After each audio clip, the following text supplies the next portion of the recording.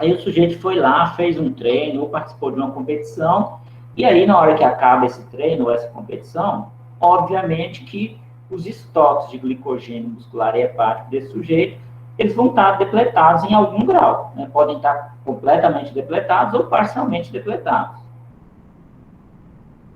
E aí, como a gente acabou de encerrar o exercício, a gente está entrando no período de recuperação, que vai do final da sessão de treino ou da competição até a próxima sessão de treino, a próxima competição, tá? E aí, então, eu preciso de utilizar esse período de recuperação para recuperar o meu músculo. E dentro do processo de recuperação muscular, a gente tem a recuperação dos estoques energéticos, dos estoques de glicogênio. Então, a utilização, o consumo de carboidrato após exercício, a finalidade, o objetivo dele é exatamente a gente fazer uma reposição dos estoques de glicogênio que foram consumidos durante o exercício.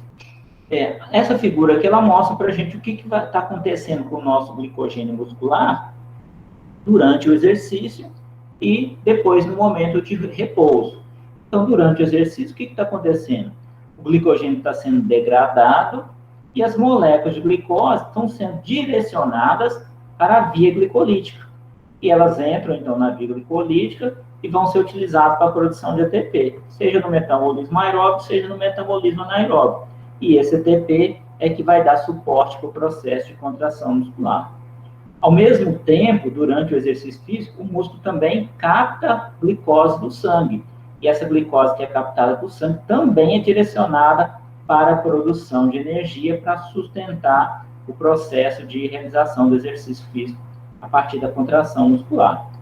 Quando a gente encerra o exercício e entra aí num momento de repouso, aí a gente tem uma mudança, né? Porque a demanda energética, ela cai abruptamente. Da mesma maneira que ela aumenta abruptamente quando a gente começa a fazer exercício, quando a gente termina o exercício, ela também cai rápido. E aí, o que vai acontecer? As moléculas de glicose que estão na corrente sanguínea, que depois passam aqui para o espaço intersticial, elas vão continuar sendo captadas, tá? Só que agora, elas não vão ser direcionadas mais para a produção de energia. É lógico que uma parcela delas acaba sendo utilizada para a produção de energia. Mas agora, o destino principal é o quê? É a ressíntese do glicogênio muscular. Ou seja, eu já começo a repor aquele glicogênio que eu gastei, tá?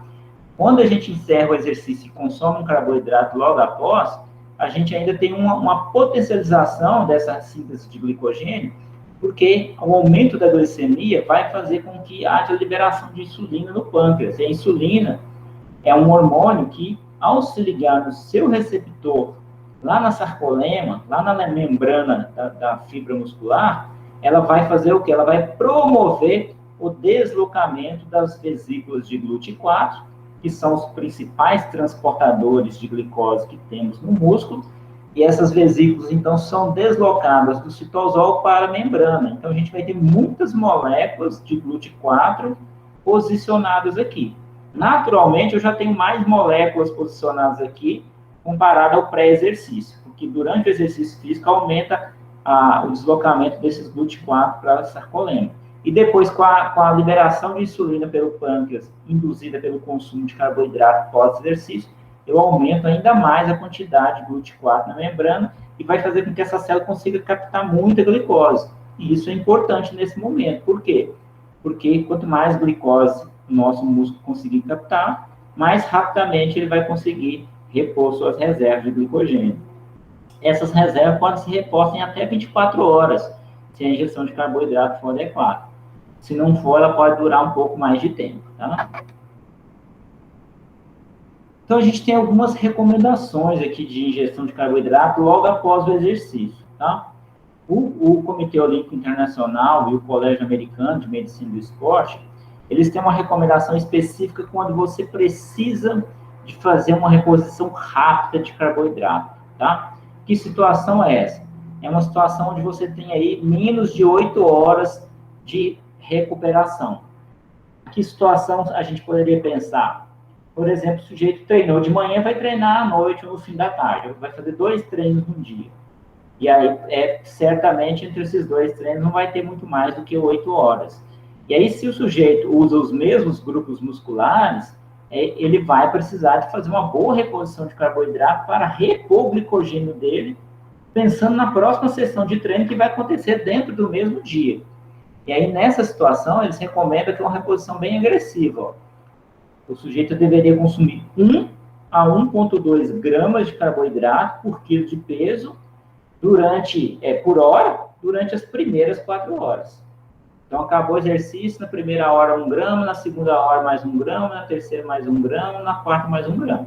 Isso é muito para atleta de alto rendimento, né, pessoal? Que tem um consumo diário de carboidrato alto, às vezes 7, 8 gramas de carboidrato por quilo de peso. Isso não é para o pessoal de academia que treina muito menos. Então, em situações desse tipo, pode acontecer. Além disso, também a gente pode pensar em situações onde o sujeito não tem tão pouco tempo, quanto 8 horas, mas tem menos que 24 horas. E participa de competições que são muito desgastantes. Eu dou como exemplo o Tour de France, que é uma prova de ciclismo, mais famosa do mundo, né, e talvez mais importante também, o ciclismo de estrada. E o sujeito participa de 21 etapas, nesse período vai percorrer aí cerca de 3.200 quilômetros. A maioria das etapas ocorre uma atrás da outra, ou seja, um dia após o outro. Tem só algumas que têm um intervalo um pouco maior. E elas duram entre 4 e 6 horas. Então, o sujeito vai lá, faz hoje, em menos de 24 horas ele está competindo de novo. E como é em alto nível ali, né, então o desgaste é muito grande. Então, às vezes, esse pessoal até faz reposição de glicose direto na veia após uma etapa para acelerar essa reposição, tá? A Sociedade Internacional de Nutrição Esportiva, ela recomenda aí aproximadamente 1,2 gramas, muito parecido com o de cima, né, por hora, nessas primeiras 4 horas, dando preferência para carboidratos de alto índice glicêmico, que eu quero um carboidrato que chegue rápido no meu músculo, ou então uma dose um pouco menor de carboidrato associado à proteína, tá? 0,8 gramas de carboidrato com 0,2 a 0,4 gramas de proteína por quilo por hora. Eu vou mostrar para vocês mais adiante, num estudo bem interessante, que assim, a gente não precisa de proteína para repor glicogênio. A proteína ela deve entrar numa refeição pós-treino com o objetivo de auxiliar no aumento da síntese proteica e aí na reparação muscular, tá? Mas quando a ingestão de carboidrato é baixa, principalmente abaixo de 1 grama, ela pode contribuir também na ajuda aí para a reposição do glicogênio. Mas o ideal é que você faça uma boa reposição de carboidrato e que deixe a proteína fazer o papel dela de reparação tecidual. Será que seria importante, então, colocar o carboidrato logo após o exercício? Né? E por que, se a gente fizer isso, a gente pode ter alguma vantagem na reposição do glicogênio? Os motivos para a gente pensar em colocar um carboidrato logo após o exercício, né, o mais rápido possível, de preferência na primeira meia hora, são alguns que estão listados aqui. Ó. Primeiro, que você termine o exercício durante algum tempo, na primeira 40 minutos a 1 hora após o exercício, você ainda mantém um fluxo sanguíneo aumentado para o músculo. Pensa o seguinte, né, a gente está aí na situação de repouso. Na hora que eu começo a fazer exercício físico, o meu músculo que está sendo ativado, ele vai passar a receber mais sangue. Então, ocorre uma redistribuição sanguínea no nosso corpo, por exemplo, diminui um pouco na região abdominal e aumenta. Imagine que eu estou fazendo uma corrida. Meus músculos dos membros inferiores vão passar a receber mais sangue. Aumenta o fluxo sanguíneo para esse músculo. Quando eu acabo o exercício e paro o exercício, esse músculo, por um tempinho, ele ainda continua recebendo um pouco mais de sangue, tá? E aí, se eu der um carboidrato de alto índice glicêmico imediatamente após o exercício, eu ainda aproveito um pouco desse fluxo sanguíneo para fazer esse carboidrato chegar mais rápido no meu músculo, tá? Além disso, os receptores de insulina eles estão mais sensíveis. Então, se eu der um carboidrato de alto índice glicêmico, eu vou estimular o pâncreas a liberar a insulina e ela vai maneira mais eficiente. Um outro motivo é que eu tenho um maior número de GLUT4 na membrana. Durante o exercício físico, a insulina, ela praticamente ela tem uma ação muito pequena em relação à captação de glicose no músculo. porque a liberação dela fica suprimida lá no pâncreas devido à ação da adrenalina que é liberada durante o exercício físico, tá? Mas aí, por outros mecanismos, né, principalmente envolvendo uma enzima chamada MPK, o próprio músculo, a partir da contração muscular, consegue enviar as moléculas de GLUT4 para a membrana. Então, quando eu acabo o exercício, eu tenho muito GLUT4 posicionado na membrana, pronto para fazer o transporte de glicose. E aí, se eu der um carboidrato que chega rápido no meu músculo, eu vou aproveitar a presença desses transportadores, tá? Isso dura aí pelo menos as primeiras 4 horas.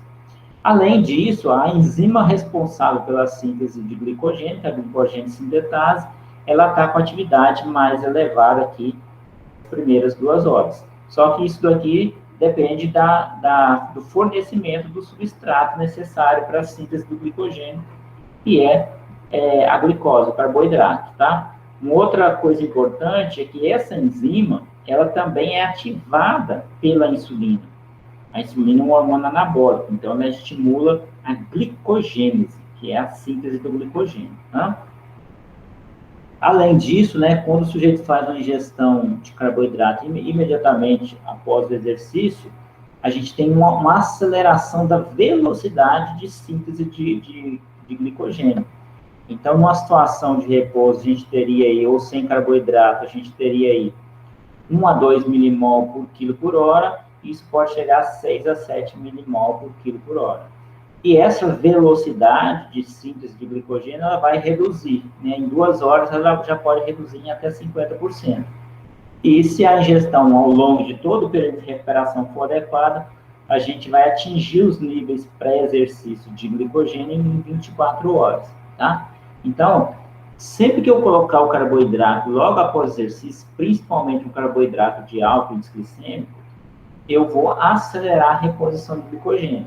Eu tenho que pensar se isso é necessário, né? Em que situações que eu acho muito importante? Naquela que eu já falei anteriormente, né, onde o sujeito faz 2 treinos num dia. Na situação de um atleta que treina todos os dias os mesmos grupos musculares, tá? Então, por exemplo, eu estou trabalhando com um ciclista e basicamente o treino dele é envolvendo membros inferiores. Então, ele treinou hoje, daqui 24 horas ele vai treinar de novo e vai ativar os mesmos músculos. Então, eu preciso de recuperar o glicogênio lá do quadríceps da coxa dele em 24 horas. Um corredor, algo semelhante também. Um nadador, também semelhante. Agora, por exemplo, e um aluno, um sujeito que pratica musculação, será que ele precisa de ficar tão preocupado com a reposição de carboidrato logo após o exercício? Pensando na ressíntese de glicogênio? Certamente que não. Por quê? Porque o sujeito, normalmente, né, o sujeito que faz a musculação, normalmente, ele treina grupos musculares diferentes a cada dia. Então, o sujeito foi lá e treinou membros inferiores hoje, provavelmente ele não vai treinar membros inferiores amanhã. Ele vai treinar daqui 2, 3, 4 dias. Então, eu tenho muito mais tempo para repor o glicogênio. Aí o sujeito foi na academia hoje, treinou membros inferiores. Amanhã ele vai treinar peitorais, por exemplo. Então, amanhã, o músculo que precisa estar carregado com glicogênio é o peitoral. Mas só que o peitoral estava descansando hoje. Ele não fez exercício, ele não foi ativado em quase nada. Então, ele está com a sua reserva de glicogênio cheia já. Agora, a perna que eu treinei hoje, perdeu o glicogênio. Se eu for treinar a perna amanhã de novo, eu tenho que fazer uma ótima reposição de carboidrato para estar em condições de treinar bem amanhã novamente. Mas se eu for treinar daqui 3 dias de novo, quer dizer, eu tenho 72 horas para repor o glicogênio que eu gastei na última sessão de treino.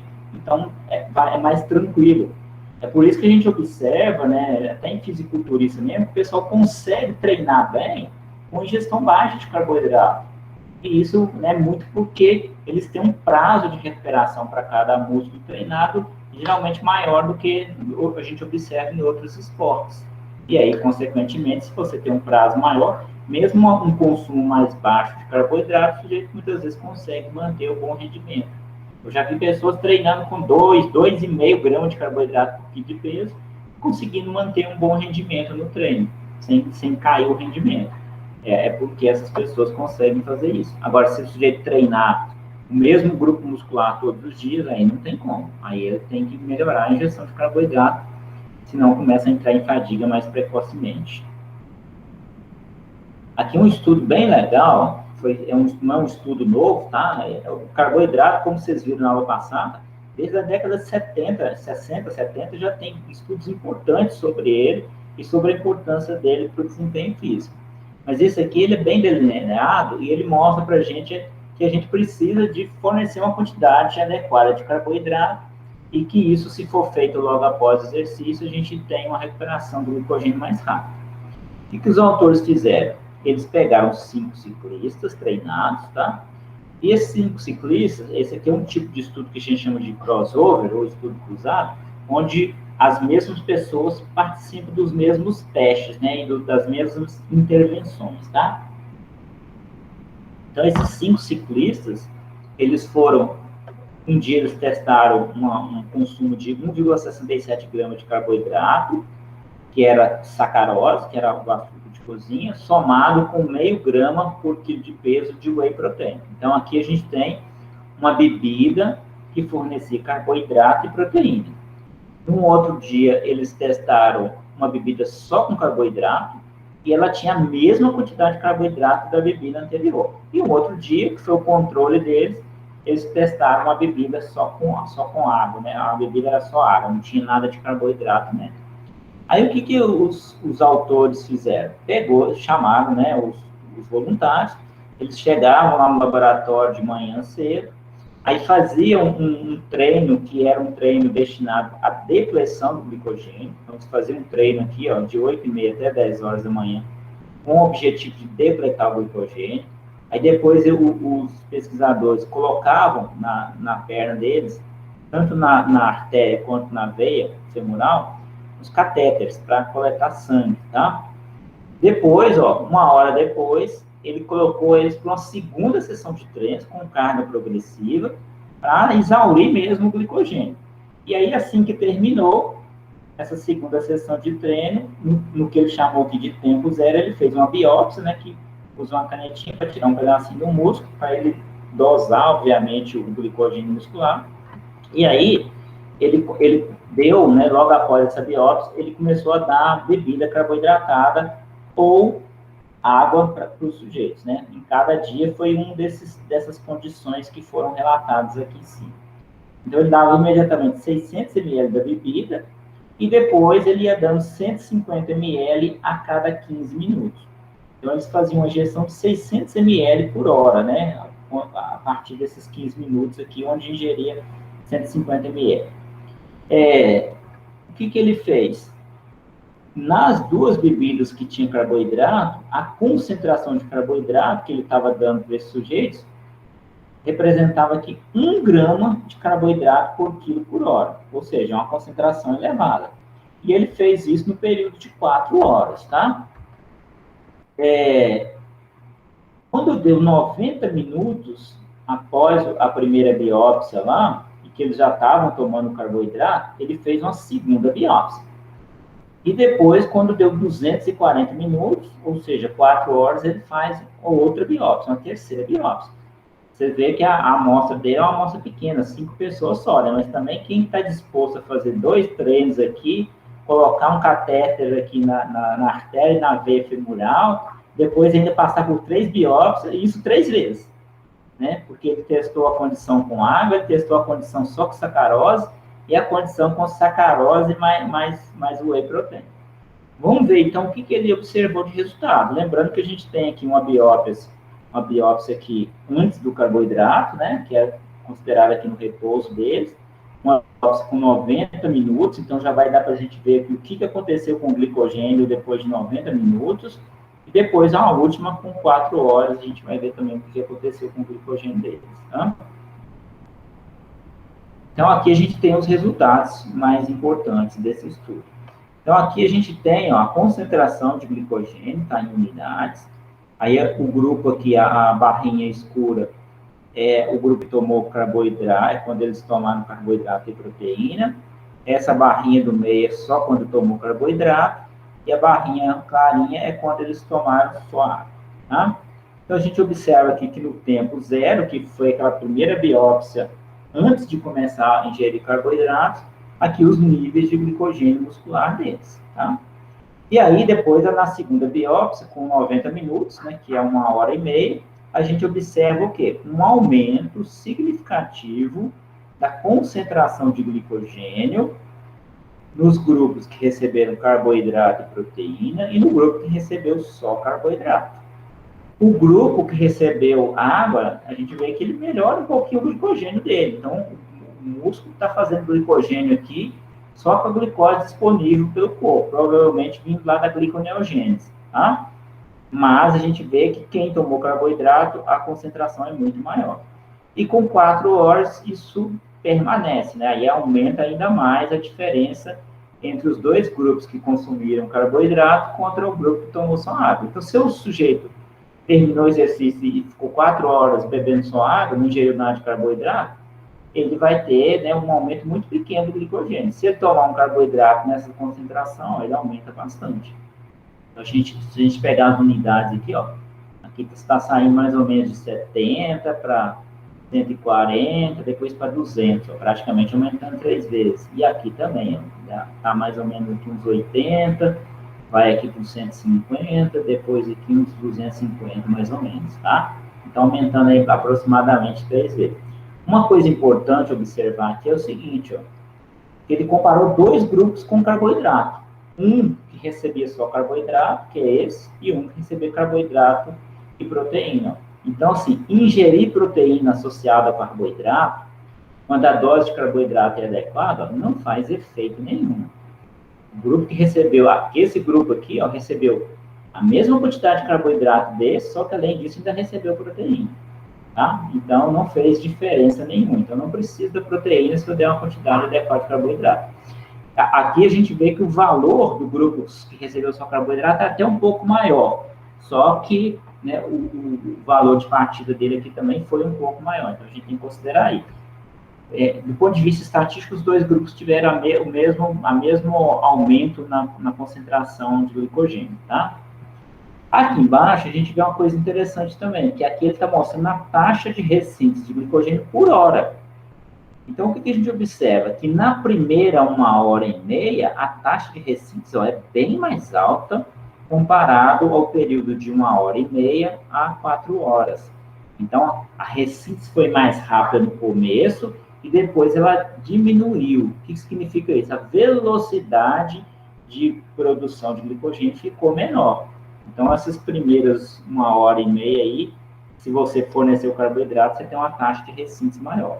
Obviamente que à medida que os estoques de glicogênio vão sendo recuperados, há uma tendência natural de você diminuir a velocidade de ressíntese.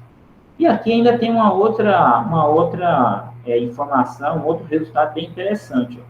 E como ele colocou um catéter na veia e outro na artéria, então, considerando que a artéria estava levando o sangue para o músculo e a veia estava trazendo o sangue do músculo, aí, por diferença de concentração de glicose, ele calculou o quanto de glicose estava sendo captada pelo músculo. E aí ele fez uma comparação entre a quantidade de glicose que o músculo captava com a quantidade de glicose que ele usava para a síntese de glicogênio. E aí, o que a gente observa? Na primeira 1h30, olha só, a quantidade de glicose captada era praticamente toda usada para síntese de glicogênio. Tanto no grupo carboidrato e proteína, quanto no grupo só carboidrato, toda a glicose captada estava sendo aqui, captada pelo músculo, tá, gente? Estava sendo utilizada para síntese de glicogênio, tá bom? E aí, quando a gente vai para o período seguinte, né, que é de 1h30 a 4 horas, após o exercício, a gente observa que há uma quantidade de glicose sendo captada, que ele continuou dando, né, a mesma dose de carboidrato, 1 grama por quilo por hora. Então, a quantidade de glicose captada aqui, ó, ela está maior comparada à quantidade de glicose que o músculo está usando para a síntese de glicogênio. Ou seja, ele sintetizou glicogênio rápido, depois ele diminuiu a velocidade, né? Pensando no que a gente está observando aqui, a gente poderia até pensar o seguinte, que daria para diminuir a entrada, né, o consumo de carboidrato, porque o músculo não vai conseguir usar todo esse carboidrato para a síntese de glicogênio, tá bom? Então, resultados bem interessantes mostrando aí como que ocorre a síntese do glicogênio logo após o exercício.